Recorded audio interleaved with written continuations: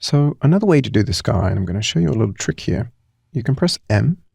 If that M is the wrong marquee tool, then press Shift M and try it again. So that will flip between these options here. Shift clicking, and let's select this part of the sky. And the reason why I'm doing that is because sometimes key art can have a darkening vignette around the borders, and we don't necessarily want to sample those colors or values.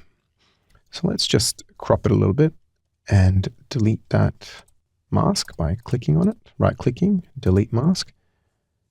And with that marquee still selected, because it won't go away, click the quick mask tool. All right, now to get an even more accurate sky, you can collapse all of these images, layers together, I should say, and then press B. Let's start painting. So increase your brush size. I do that with the square brackets up and down, if you will, left and right. And start sampling. So you can press that Alt key and sample a color. And now as you start painting that in, you can start to see that color come straight up. Now I normally paint at opacity 100 and reduce the flow at about 80 or so %, and turn my flow brush on. So let's select these and sample colors and then start to paint over the top of them.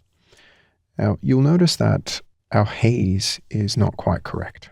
And that's one of the first things that we should have really fixed. So let's go ahead and fix that now. Let's turn off our key art. We'll take the haze. We'll press Control U for hue saturation and bring down the lightness. Now that we've done that, we have a better understanding of what our painting is going to look like. You can see there. Let's move the key art just a little bit. Just get a better representation of that. Press Control U again. Increase the saturation and the brightness just a little bit. And let's move that slider around. So I'm just moving the hue, shift around a little bit, clicking OK. With that quick mask selected, I would just like to apply that. So right click on the mask itself, go Apply Mask, and then click on this little transparency, lock transparency pixels. This will allow you to paint, essentially, within the borders of the image without needing a mask of any kind. Let's sample one of these images and start painting over the top. You'll also notice that we have an opacity. Turn up the opacity a little bit. Brush opacity is a bit lower. Let's turn that up.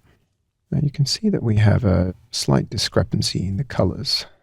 And that's just because we are sampling the correct color, but you are getting a optical illusion, if you will. This color is actually not darker than this. I am sampling the right color, believe it or not.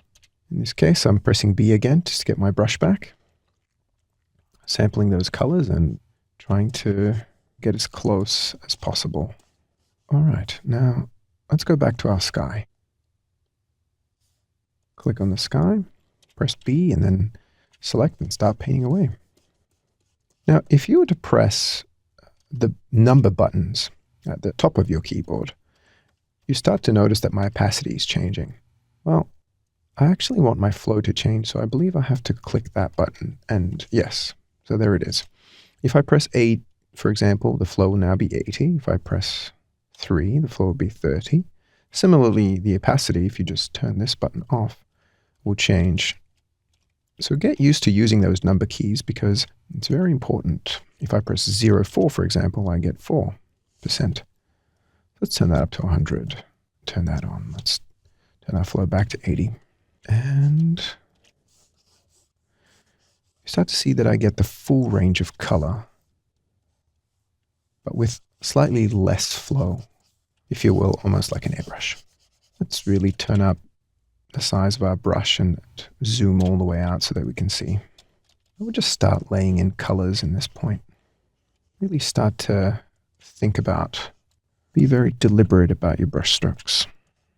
As you can see that I'm continuing to paint, I'm also sampling the colors in there that I get in the middle.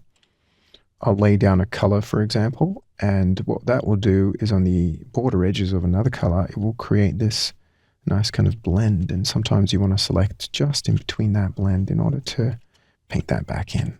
And it takes a little bit of getting used to, but once you do, you won't go back.